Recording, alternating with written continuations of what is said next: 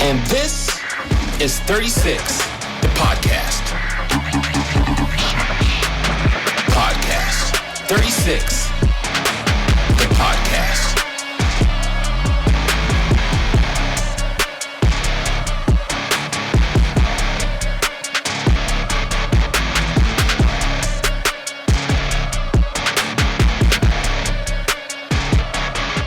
And this is 36, the podcast.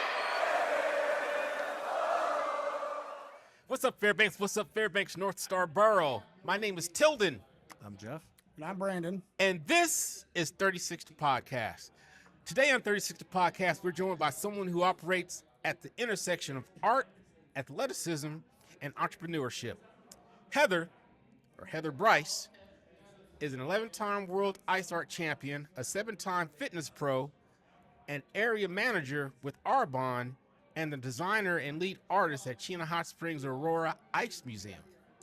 Her career proves that ice sculpting isn't just creative, it's physical, it's strategic, and mentally demanding. From world championship stages to designing immersive ice environments in Alaska, Heather brings elite-level discipline and innovation to everything she does.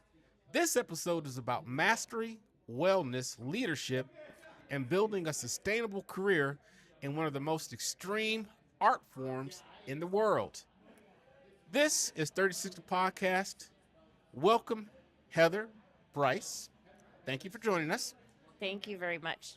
I can't claim the title for the lead artist, so that's my husband. Okay. All right. Well, okay. So Mr. Brice, so he couldn't be here today, but he's the lead artist. And I mean, you know what? Sometimes AI gets it wrong. It's all good. You know, we worked as a team out there for 20 years, so. Yeah. Okay. All right. So we're going to have a good episode for you guys. So if you guys are ever wondered about who is responsible for creating all the cool stuff whenever you go out to Chena Hot Springs, half of that team is over here. And so, but before we get started and we get into the meat and potatoes, we're going to get into today's casks from Bobby and the mad scientist in the back. So today's cask, it's going to be a stout. It's conditioned on a bulb of Fairbanks grown house roasted garlic. So, and as we have said before, you don't necessarily have to indulge in alcohol when you come on 360 Podcast. Today, Heather, she's actually enjoying a nice glass of hot water because you're in training now? I am in training for competition April 18th. Okay, now where's this competition going to be held? It's down in Phoenix. Now in Phoenix. Okay, so good luck to you. Thank you. As well. So, on that note, we're going to go ahead and we're going to take a little sippy sip of this stout conditioned in Fairbanks grown garlic. So, let's see what's going on here. Oh. Okay. Wow, that garlic hit you. Brandon, what are your thoughts, sir? I am not a stout fan. Yep. I'm going to start off with that. Okay. And I'm not a really big fan of the garlic either. Bobby makes great beer, and there's a lot of different flavor palettes, so a lot of people really like this. But I would have to say this kind of feels like I'm drinking dinner. Yeah. It's just how I would describe it. Okay. But I'm sure it's great for people who like the stouts. And, Yeah. So I think that this would go well, like with a big burger or a steak. Is what I'm thinking. Yeah, I can see a steak or maybe even a pasta. Oh yeah. Okay. Jeff, what you thinking? Well, I'm a fan of, more garlic and everything for pasta, roast, that kind of stuff. But Yeah. not in my beer. Okay. Yeah. So I guess it's pretty.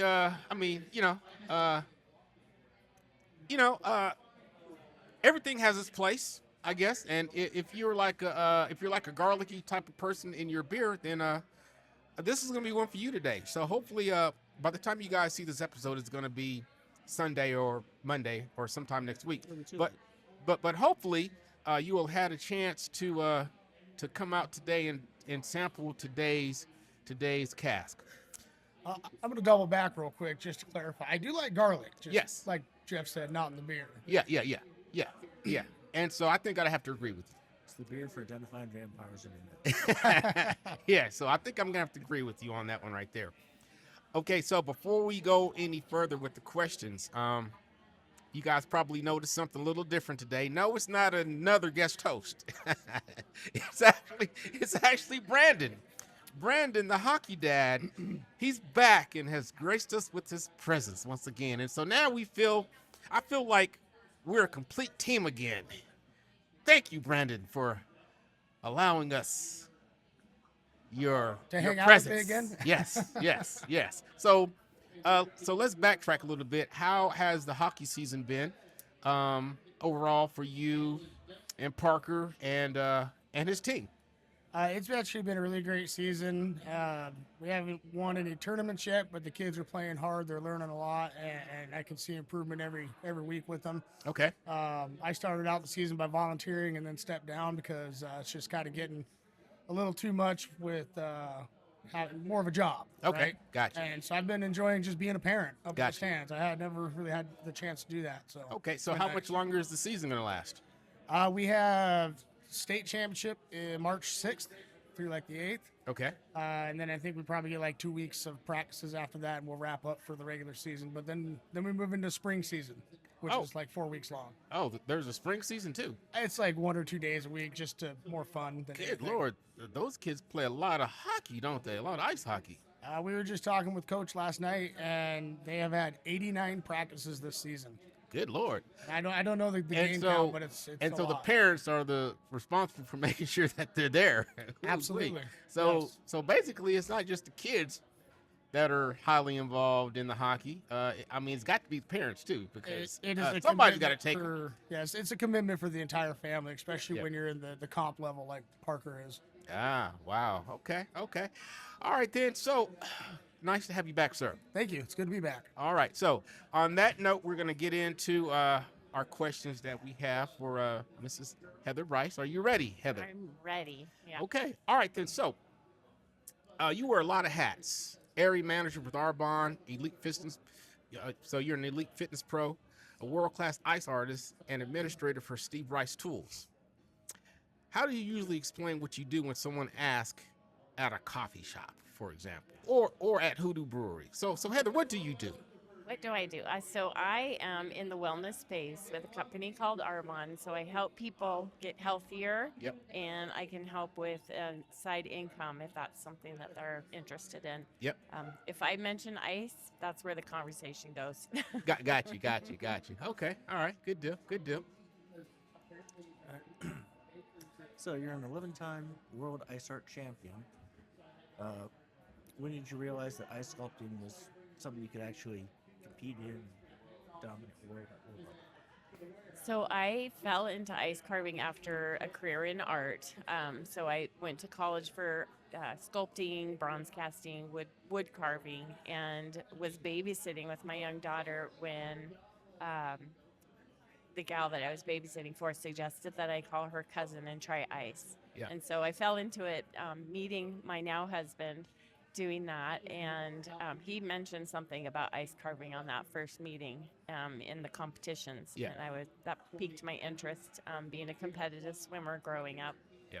And so I jumped in, and we won that year as the 4-man team, and I was hooked. So Okay. that painted a vision. I goofed up terribly on some of the things that year, but it's been a learning curve and a passion since. Okay. All right. Good deal. So competing in ice art requires extreme precision under pressure. What is the biggest mental challenge when the clock is ticking and the ice may be literally melting?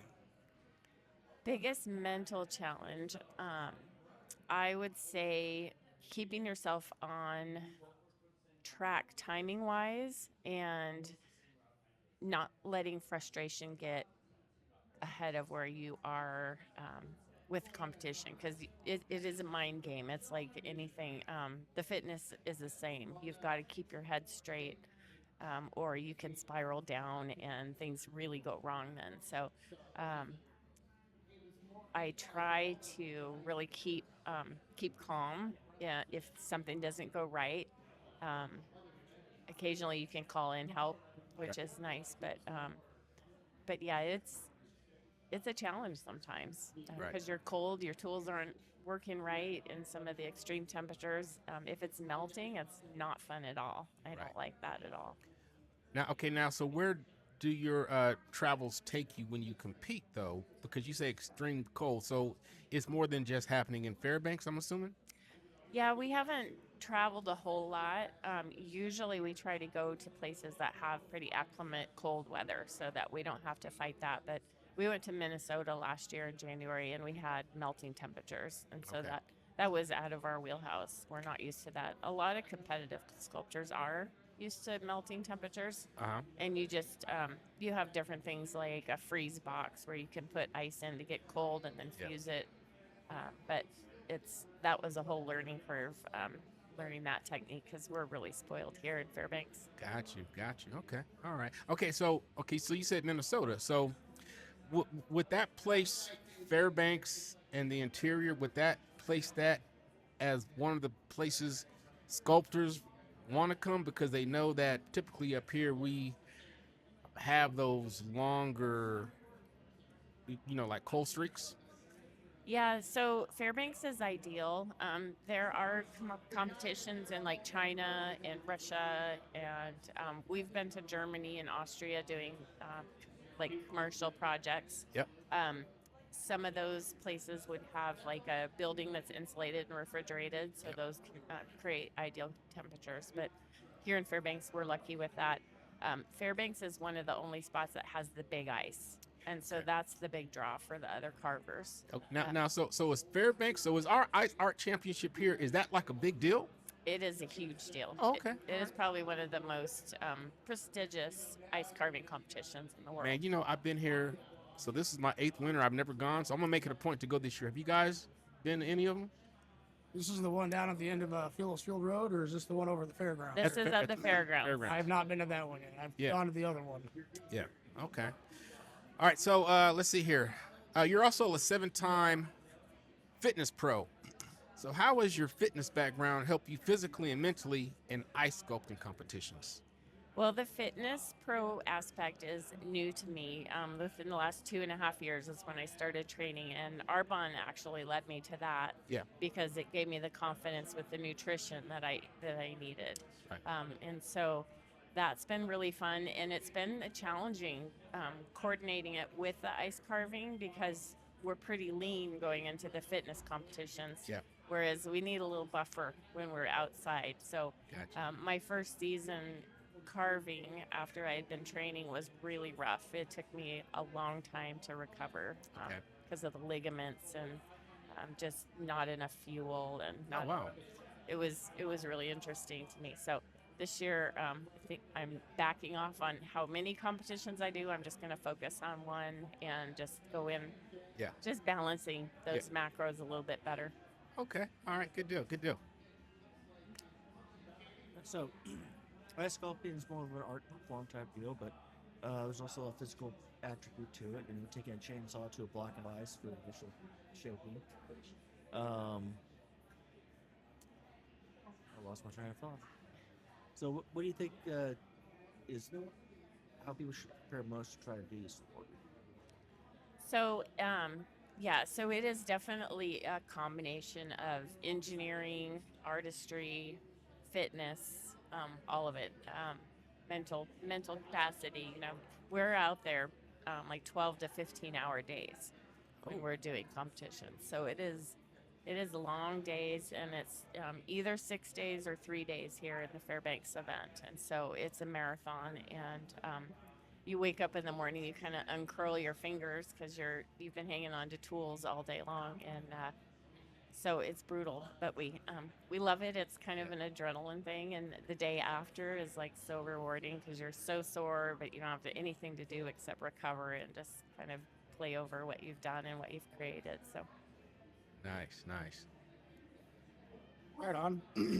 So, I know we have clarified that you're not the lead artist at the Chena Hot Springs Aurora Ice Museum, but your husband is. Are you a designer too? So I was in the beginning. That that cold and that repetition was not my wheelhouse, and so I've since moved into town. I We were working like half the week out there, and so yeah. So I just did some of the design work, So, but it was. Go ahead. oh, go ahead and finish. I just had another part of the question to ask. Yeah, no, it was super rewarding out there. It's a beautiful venue. So if you haven't been, visitors haven't been out to Chena, the Ice Museum is pretty spectacular. Yeah, yeah. Okay. So, with the experience of being a designer and your husband being the lead artist, what would you say goes into transforming a vision into a fully immersive ice experience? Well, we start with sketches. We start with drawings. We start with things that we want to carve. He is pretty. He's an amazing visionary and an incredible artist, and so he has something in his head. He draws it out, maps it out. He designs it, figures out the ice quantity that he needs, and then he tools out what he needs to create what he does. So he invents a lot of the ice carving tools that are used worldwide, and so he'll specifically design tools just for certain tasks. Oh, wow. Okay. Makes sense. Yeah, yeah. All right, so let's see here. So the Aurora Ice Museum, so it's iconic in Alaska. What's a piece or installation you're most proud of, and why? I think the competitions are really what I'm super passionate about. Those would be my favorite pieces. We've done some multi-blocks that pop into my head. We did it's like a gazebo type thing with a leopard in the center, and it had this amazing floor out of the kind of like the Alice in Wonderland floor where she falls down the hole. And it had gargoyles on the top of each of the columns. It was magical. Okay. So what about at the Aurora Ice Museum? Yeah, that's beautiful. That the challenge there it's been up for 24 years, and so nothing looks like when we created it. Okay, now so do you guys change themes every year, or is it the same concept and you just refine it and refresh it every season or every time you go out there to make changes? It's more like when we have time anymore. It's such a huge project, and there's really just the two of us as working artists. Mainly it's just him now, and so he'll focus on like one element and refurbish that. So it's not like you create a new theme every year. So you wouldn't have this. So this particular year, this was my most favorite theme ever. Yeah. When we first created it, that definitely was my favorite. The whole thing was just amazing. But the sublimation that happens with the airflow and the people coming in and just the age, and it's ultimately the airflow. So we've had some melting seasons where things have gotten destroyed.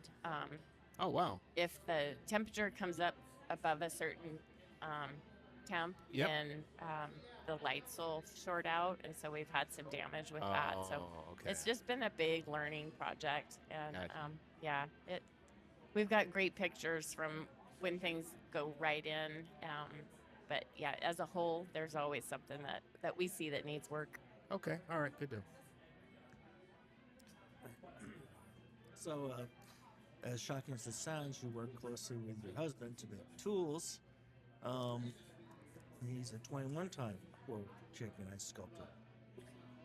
What makes his tools better than the majority of other people's, I guess? Well, there's not many people making tools for ice, so that's one thing. But he's so practiced and persistent, I guess, stubborn, that he works until the tools are perfect. He's really bent on safety and efficacy. So the tools he's created are just out of necessity, just to create his vision. Okay, so when you say so he creates tools for the entire industry. Okay, so basically when people when you guys travel places to compete or people come up here to compete, they're basically competing against a person who they probably had their tools made from, right? So that's got to be pretty intimidating. Probably in some sense, Yeah. they're pretty respectful of him, and they're usually excited to meet him. Yeah.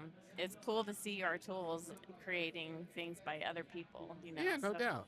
um, that was a contention when he first started creating tools. Was there was people that were like, "Oh, don't share these. We want to keep them to ourselves." So he he's like, "No, well, I'm going to make money with these. Yeah, so yeah. I'm going to keep creating them." Exactly.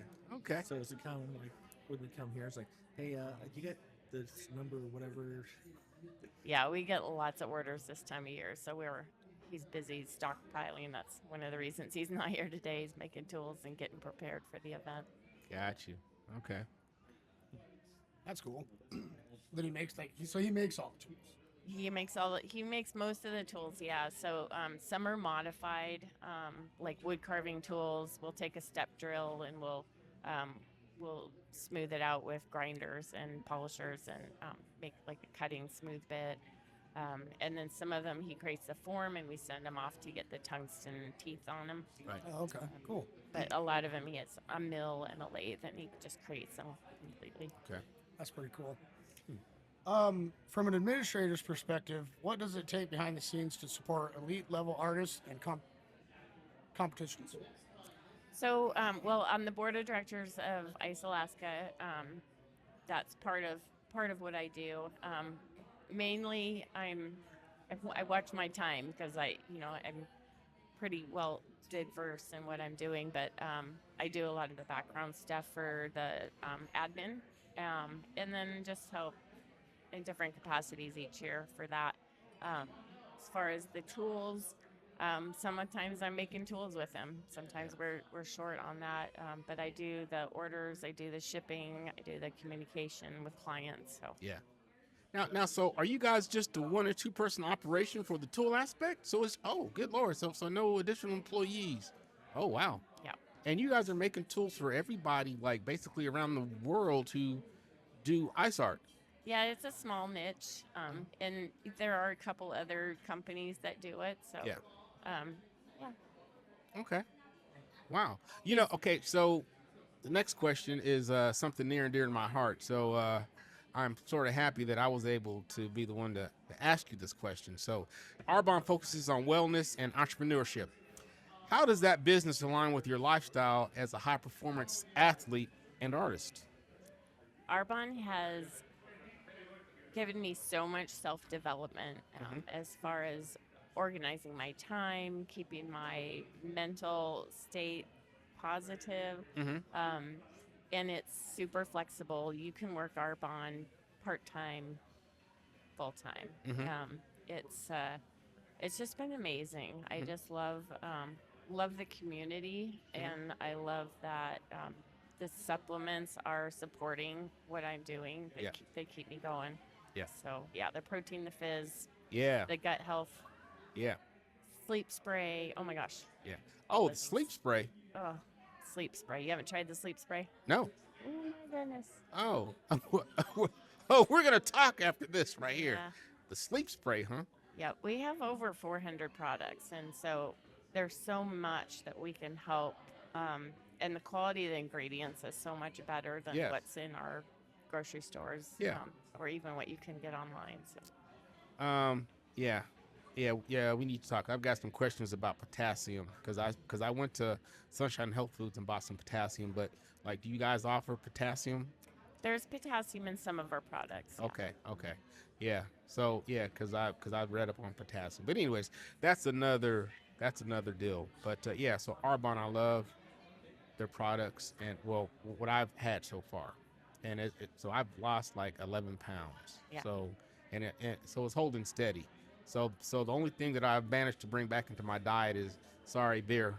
But that's the only thing that I've changed. Yeah, our philosophy is more about moderation. You Yeah. know, just incorporating healthy habits. It's not like you have to always be healthy. You know? Right. Live kind of an 80-20 lifestyle. Gotcha. Okay. Okay, so you've competed at fairly high levels. What keeps you motivated to continue doing competitions? Oh, being competitive, I am pretty hard self-critic. So nothing I've done in ice has been perfect. So there's always that, and there's just so much that you can carve. Um, there's always ideas to do. And for the fitness, same thing.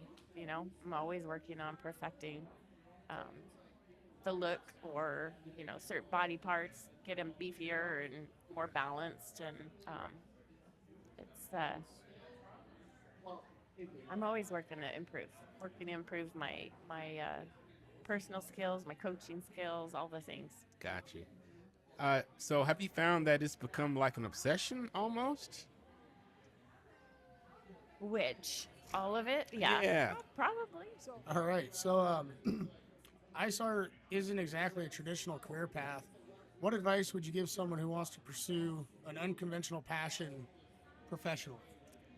I would say call people that know what they're doing, leaders in the industry, and most people that are leaders are willing to share their knowledge.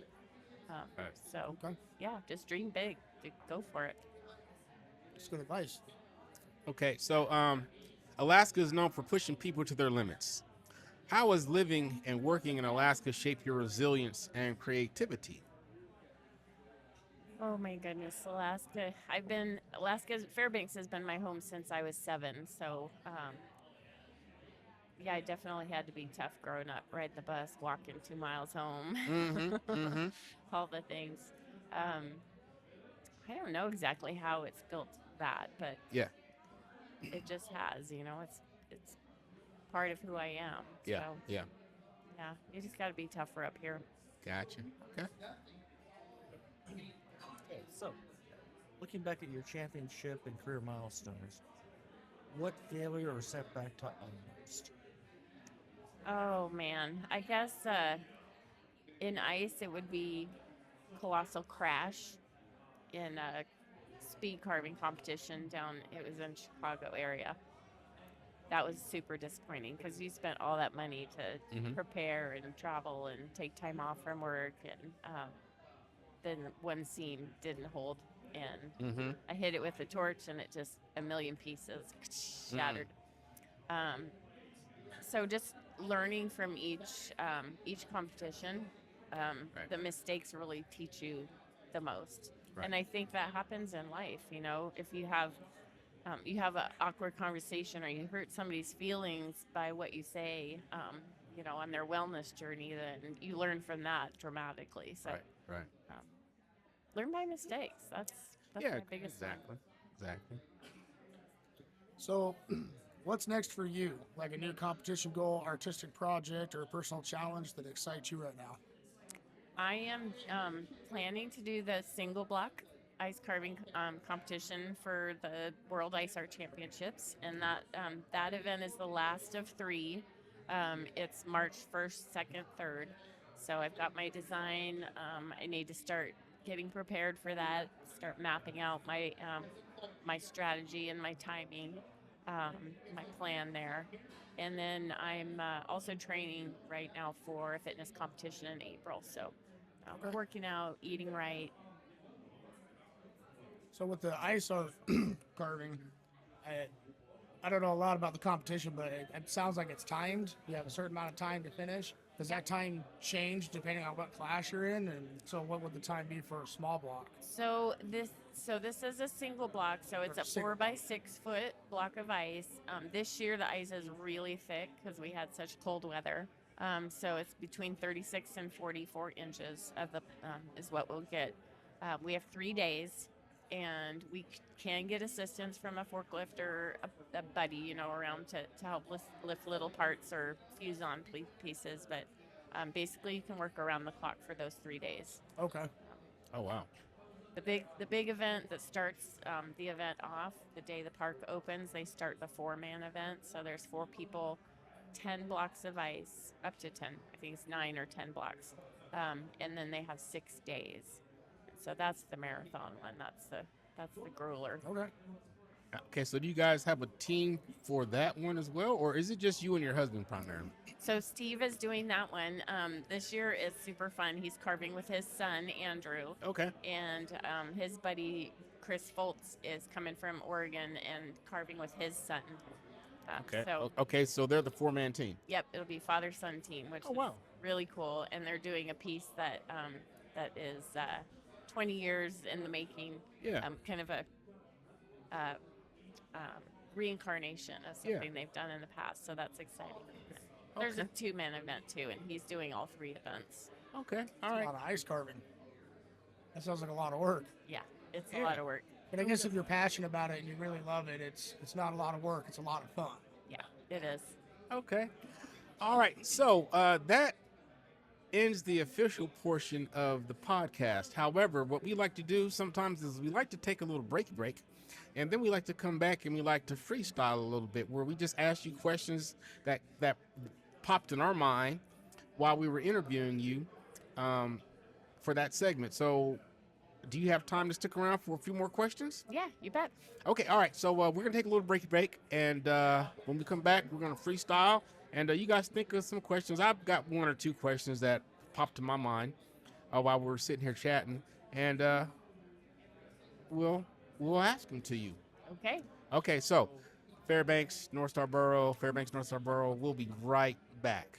Welcome back, Fairbanks, North Starborough. Okay, so if you're still with us, which I know you are, because this is a very interesting topic, we're back for part 2 of the segment, and so we're just going to freestyle a little bit. We're going to ask Heather a few questions that came up during the, like during the interview that popped into our minds. Anybody want to go first? Or you want me to go first? How's this work?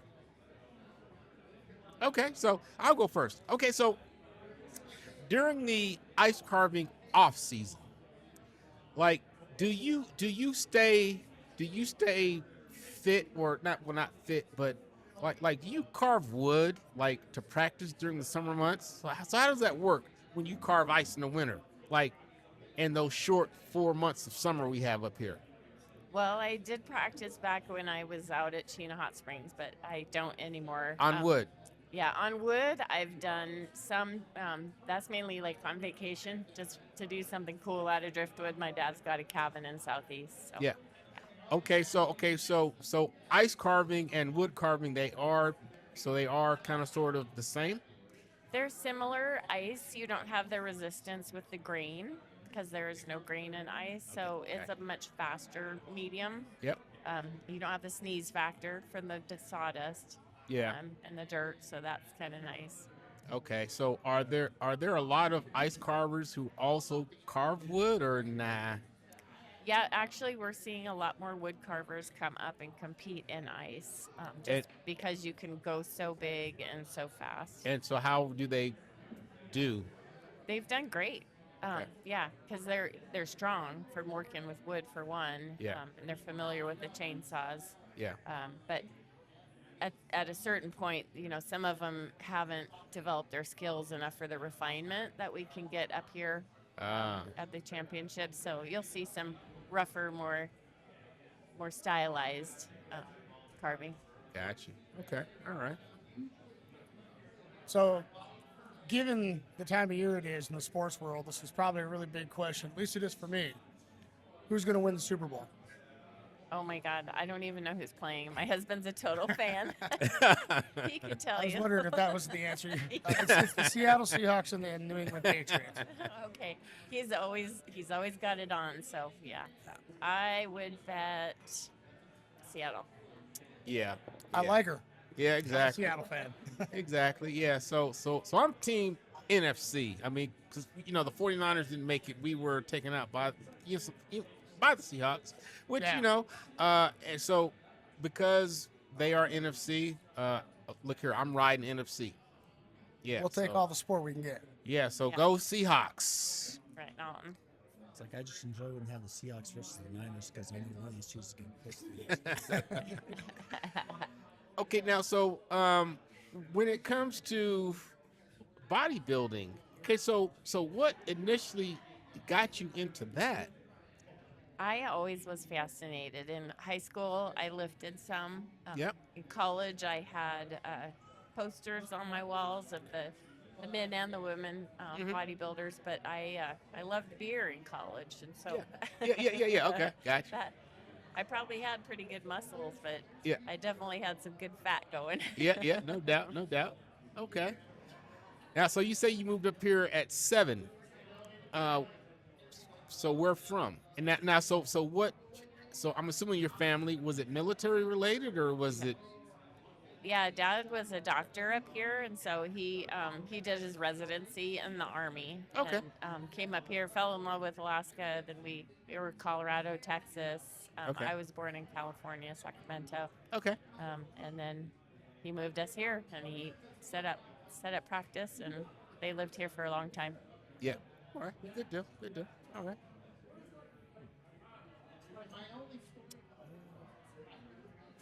I mean, I'll ask more questions. I asked most of my questions during the actual question part. I just kept veering off. I haven't come up with anything quite yet, though. Yeah. Keep going, Dylan. Sacramento? Sacramento, yeah. I didn't know they had Army. Was the Army or Air Force? He was Army. So I know you had, back in the 80s, you had Nathan Air Force Base where I'm from, but Yeah, you had Army in Sacramento. Huh. I don't. Well, Okay, cool. well, maybe it was one of those special assignments, though. Maybe. Yeah. Okay. All right. So Heather, so how long have your husband, Steve? So how long have you guys been married? We've been married since 2006, so we're And- coming up on our 20th. Okay. Well, congratulations. So how did you guys meet? So it was because of ice art. Yep, Oh wow. yep, it sure was. We met because of ice. And, Okay. Now, so how long has he been fabricating tools? So was he fabricating tools prior to Heather or after Heather? Prior to Heather, yeah, when he first got really serious with ice in 1996, that's when he saw the need. So he started messing around, hiring people to make tools, and then realized he was spending a lot of money and not Yeah. getting exactly what he wanted. So he bought his first mill and taught himself basically how to do that. Okay, so I got a question for you. So when people hear the name Brice, they normally associate Brice with, like big industry. Well, like building construction, Yeah. right? How did that? Well, so I guess ice art and building tools, I guess that's kind of sort of related to the family business. So Yeah. so explain that departure from the traditional Brice name. Steve always felt like he was an artist, but he came back to Alaska in 1990 with the family. Worked as a deckhand in the tugboats down the Gulf, and worked with his dad doing land clearing. So that was a subsidiary of Brice Inc. Right. And he operated machines until he got a neck injury, and that Yeah. forced him to quit and become a full-time artist. Oh, okay, yeah, because so my business, Custom Creations, man, I remember doing I did some laser engraved tumblers for Brice like years ago. Well, not years. I've only been here 8 years, but about 6 years ago, Yeah. I had the opportunity and the privilege of doing a whole bunch of tumblers for an annual Christmas party or something. And so that was pretty cool. So I want to thank the Brice family for that opportunity. Yeah, Brices are amazing. It's a great family. We just got back from a big cousins weekend, so Yes, there's like yes. 35 of us together. Oh, very nice, very nice. Yeah, so I actually live off of Juniper, and every day I go home, I pass down the airstrip, and so so that's pretty cool. Yeah, That's pretty cool. Yeah, good deal. good family. No more questions. No more segues. Okay. No, I was really trying, but I couldn't come in and then. You want me to share about the ice art competition that's coming out? Yes, please do so. Okay, can do that. So the World Ice Art Championships at the fairgrounds will be opening February 16th. Okay. And so tickets are online. You can go to icealaska.com to see all the event details and images. If you go to our Facebook page or our Instagram page, you can see artist updates. We're doing featured spotlights on volunteers and artists, and so that's pretty fun to see all the background of the different artists that are coming from around the world. We've got Oh, our lead judge is from Chicago. yeah. Another judge is from Mongolia, Oh, wow. and another one from Ohio area. So Okay, so you mentioned like places from all over the globe, basically, right? So how did they? So how did you pick them? Like, do they come here? You interview them in person, or do they apply online and then you go through the selection process? yeah, they apply online. So far, we're rebuilding since COVID, and so there really is not a selection process. Next year, we're probably going to have to do that because the event filled up really fast. All 3 events did. The judges are hand selected by the lead judge, and Okay. we just know them. It's such a small industry. We know their background. All of them have done ice art in their own. They're all artists, so Right. um, we know them. We know what their background is and what their strengths are, and so we know they'll be good judges. Man, so you know what fascinates me about that whole thing is okay. So I have not been to the Ice Art Championships physically, but I will this year. I'm making a point to go this year. However, what fascinates me is how so every year through the pictures on social media, I see all the different entries and all the different ideas that people have. And even though this competition has been going on forever, and it's not only here in Fairbanks, it's like you said, Minnesota. I'm sure it's many other places, right? But everybody, they continue coming up with these great concepts, and they're and like you don't see them. Like it's not something that, yeah, I remember when Joe did it like 15 years ago. Like it was brand new stuff. So what amazes me is you start off with a block of ice, and it turns into something so magical. Yeah. So how does, like, do you guys, like, is there somewhere you guys go to get ideas, or how does that work? Steve and I come up with concepts a lot from movies or childhood books. Okay. I love doing animals that are kind of doing human things. Yeah. If you go on College Road, you'll see my owl playing a French horn Yeah. down at Design Alaska. Really? Yeah. Okay. So he's pretty cute, and that's my wheelhouse. But people do what they want to. That's kind of the freedom of ice art versus more traditional art. Like there's art critics that are like, oh, this wouldn't be real art because it's too fantastic, Yeah. Yeah. just out of your imagination, whatever. It's just I don't know how to describe that, but we get to do what we want, and that's kind of neat. There's no original idea, but making it your own is where the creativity comes in, I think. So you're at the point to where, like, you know what cuts to make, how deep to make the cuts, but how long did it take you to get to where you were comfortable knowing that, okay, this cut is not going to be the wrong cut, or this slice is not going to be the wrong slice, or this trim is going to get me to where I need to be for the end result? It took me all my career. I still make mistakes. So, Really? yeah. Oh yeah. Each piece is different. Yeah. There's no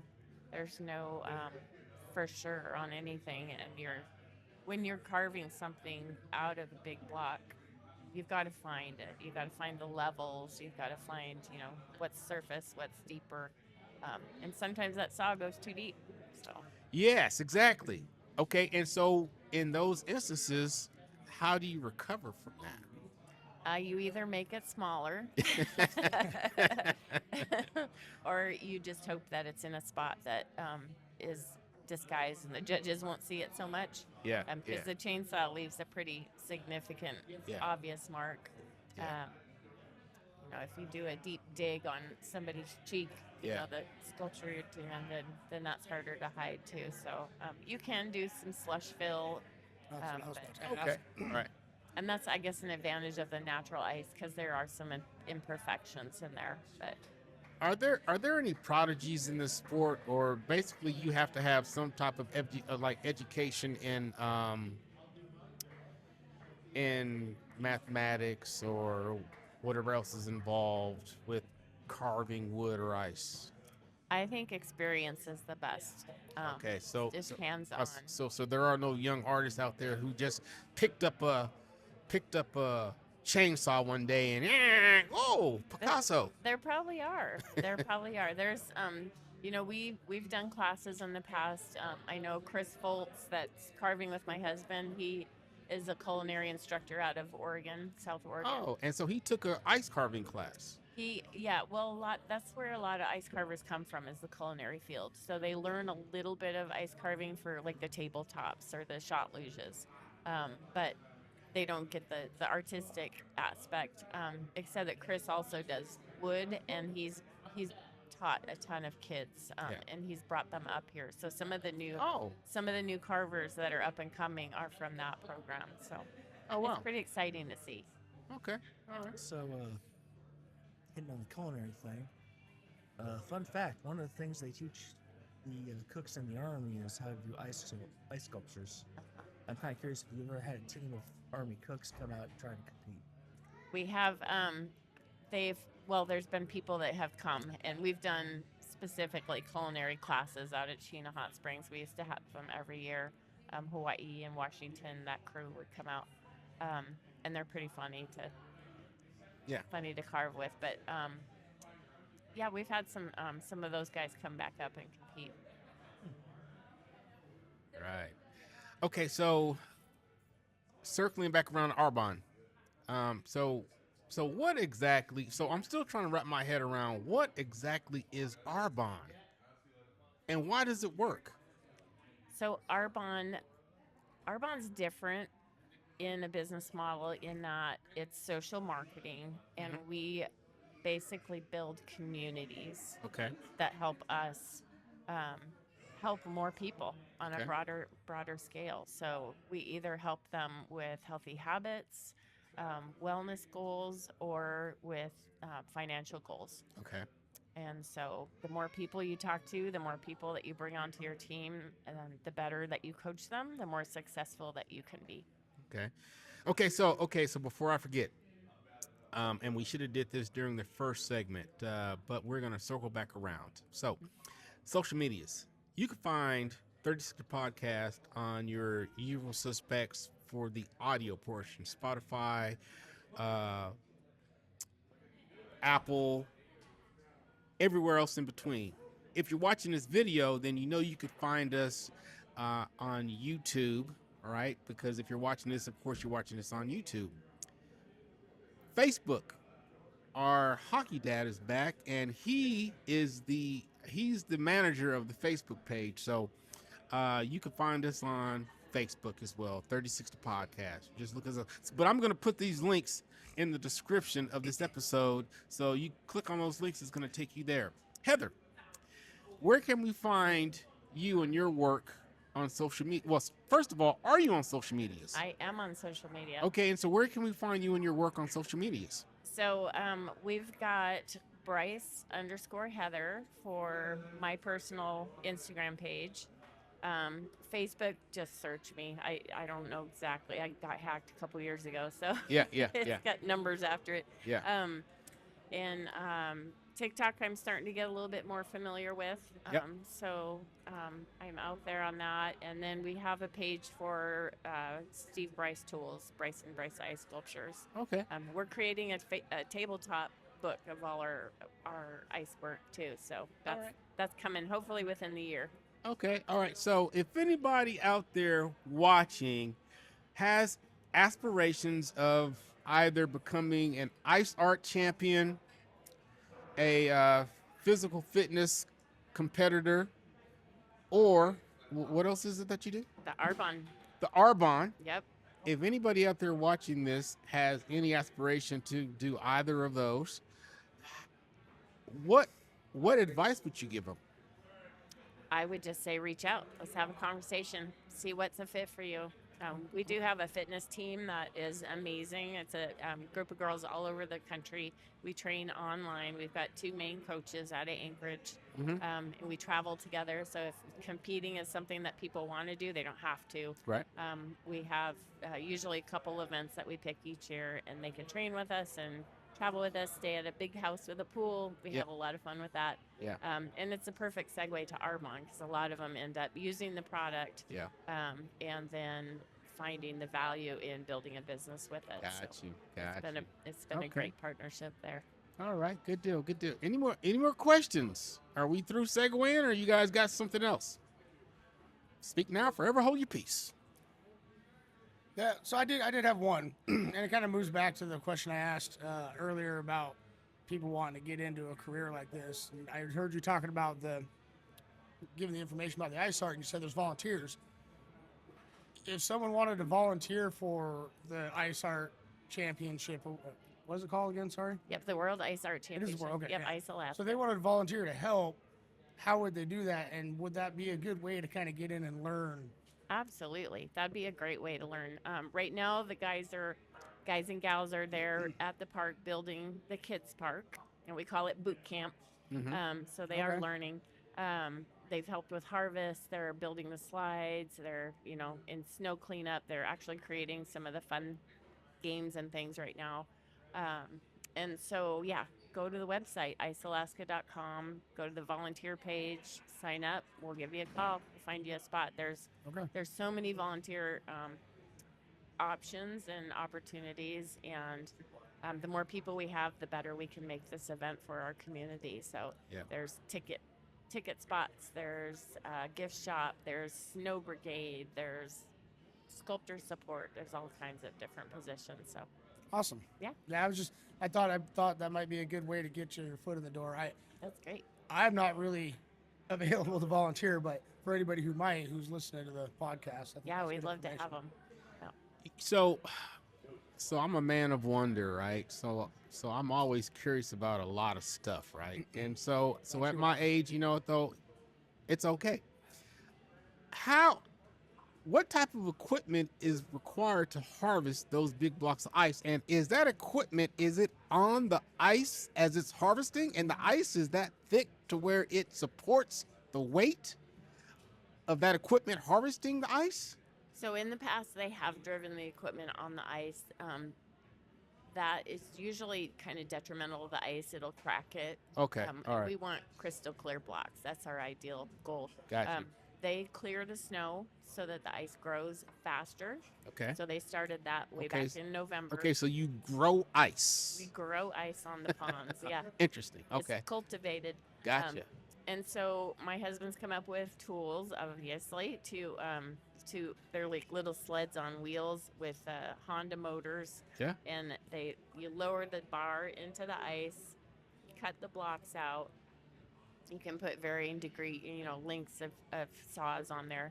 They've got guys with poles that pull the ice to the spot. And this year, they built up like an ice retaining wall at the landing spot. Yeah. And then backfilled it so that the forklift wasn't on the steep hill. Yeah. So it's a little safer.